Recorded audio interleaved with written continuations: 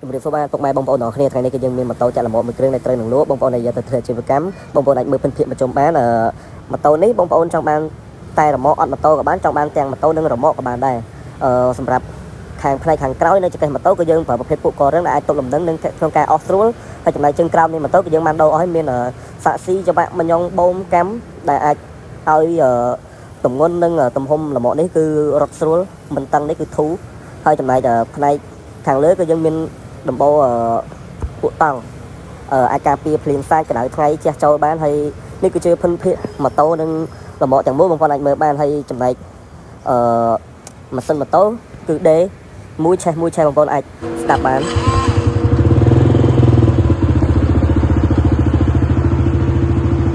ចំណែកផ្នែកប្រព័ន្ធភ្លើងនៃម៉ូតូនេះគឺនៅប្រើការបានទាំងអស់បងប្អូនមិនថាសញ្ញោខាងមុខខាងក្រោយភ្លើងខាងមុខខាងក្រោយគឺនៅប្រើការបានទាំងអស់ហើយនេះគឺជាភិនភាគម៉ូតូនិងលម្អ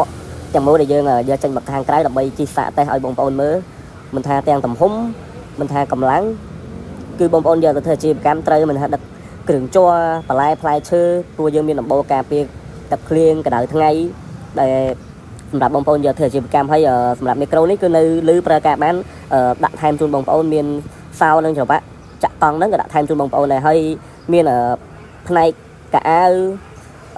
សាក់ស៊ីកម្រើបច្បាក់ហ្នឹងគឺថែមជូនឲ្យបងប្អូនទាំងអស់ព្រោះនេះជាគ្រឿងសេនបញ្ជាក់បងប្អូនមួយទៀតសម្រាប់ភិនភាគម៉ូតូនេះគឺម៉ូតូមានពុនត្រឹមត្រូវបងប្អូនមានពុនមានការគ្រីត្រឹមត្រូវហើយនេះគឺសម្បកកង់ដែលថែមជូនបងប្អូនខាងក្រោយកង់ខាងក្រោយហើយសម្រាប់បងប្អូនដែលមានចំណាប់អារម្មណ៍ដែលចង់បានលម្អម៉ូតូនេះយកទៅធ្វើអាជីវកម្មបងប្អូនអាចឆាតមកផ្ទាល់ក៏បានបងប្អូនអាចទំនាក់ទំនងតាម link Telegram ខាងលើក៏បានឬក៏លេខទូរស័ព្ទដែលខ្ញុំដាក់នៅជាមួយ caption ហ្នឹងក៏បានដែរបងប្អូនអ